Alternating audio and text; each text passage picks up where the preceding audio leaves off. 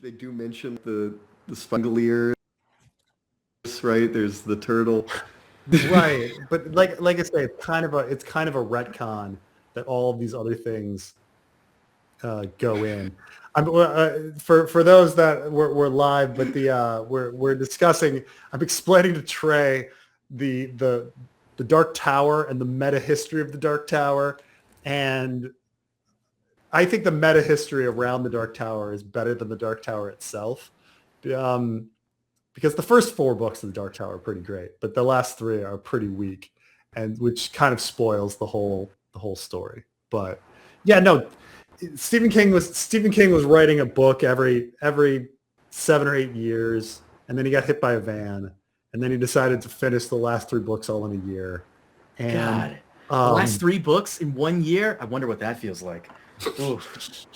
Like, does it show? Does it show? Like, I was gonna be like, writing 3 books in a year. Yes. Is impressive. Does it like show up that it's like? Yeah, no, it definitely shows. The last 3 books sound like Stephen King. Well, the first 4 books are a completely different writing style from Stephen King. So if you pick up any Stephen King Beach Turner novel, like Page Turner novel that you've never heard of, you know how like you're at a bookstore and it says Stephen King and it's some random fucking title and you're just like, I've never heard of this. You're like, The Regulators, okay. And you read it and it's, you know, it's good because Stephen King can write where you can just consume the language so quickly and understand and comprehend. You can read a 1,000-page book in like an hour. You know, it's just like he has this incredible writing style where people can digest it. The last 3 books are like that. But the first 4 books are denser and they're more like a fantasy novel. So Roland Deschain is this gunslinger who's based on Clint Eastwood's The Man with No Name, except he's in his world they're the knights. So they're you know, though he's a gunslinger, and there's this whole back history that you don't get to, and the 4th book is this prequel that kind of explains his whole backstory. You kind of get hints of his backstory, and then the 4th book kind of explains it, and it's quite cool.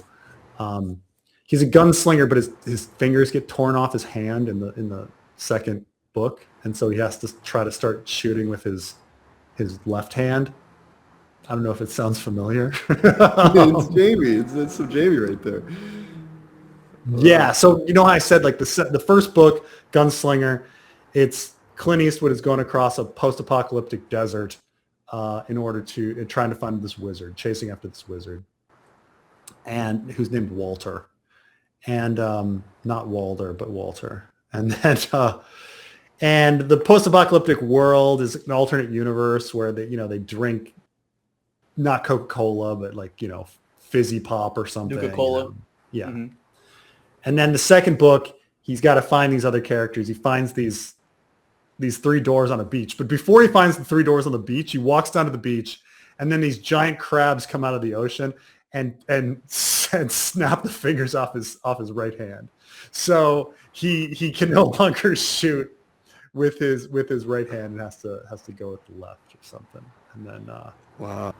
For me, the greatest thing about all of Stephen King's novels is always trying to figure out who in the story is Randall Flagg, because he always shows up randomly as like some kind of villain. Yeah, this is part of the weakness. So like as I say, after Stephen gets hit with the van, because in real life Stephen King gets hit with the van, he contemplates life and death and mortality and decides that he really needs to finish the Dark Tower, because that's what he really cares about. It's the most important thing to him, and, of all of the books that he's done. And he writes those last 3 books in like a year. And he then decides to like make the Dark Tower the center of all of his books, that all of his books take place in a multiverse and they're all connected, and Randall Flagg is in all of them. And he retroactively makes various characters. He makes the wizard Randall Flagg, which, and the retcon doesn't work because like it's very clear that there's like 3 different villains and there's like and Walter the wizard is only like a servant of the others, and then by the end they're all Randall Flagg, and you're like, oh, that's lazy. It doesn't stupid. Matter. It's really.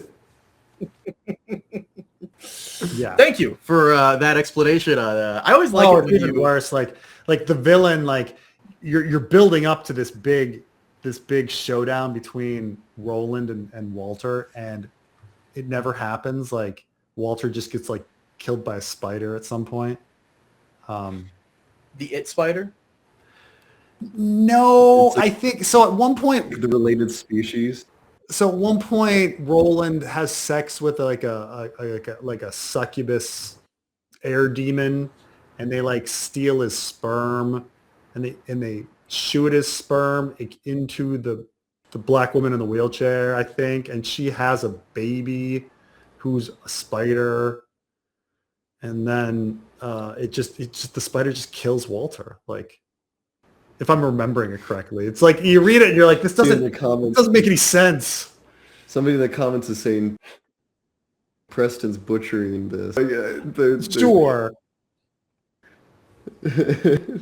I know. Yeah. See, some people know. See, it's literally been 20 years since I've read The Dark Tower. So I'm gonna. Yeah, I thought it was a crap. But that's whatever. Like, it doesn't matter. Like, it doesn't matter. Like, getting the details and minutia correct about The Dark Tower doesn't matter, because clearly Stephen King didn't fucking care. He cared enough that it was what he was thinking about on his deathbed, but not enough to actually get the facts, the little things right. But yeah. Well, okay. Thank you for telling us about The Dark Tower. I like it when you explain like Lobstrosities. You're right. They're called lobstrosities. Did someone say that? That's what they're called. Yeah. Lobstrosities. They're a lot. Yeah. You're talking about the crabs that take his fingers? Yeah, the baby was called little creatures. Oh my god, yeah, look at these creatures. Thank you for the $2 dono, Dan. Stephen King is George. Oh man. Stephen King certainly produced a lot more than George R. Martin. The wins update is that it is the 10-year anniversary that we are celebrating today of the Forsaken chapter. It is Preston's contribution to the fandom. That is our wins update, that it is a 10-year anniversary. So happy anniversary to everybody.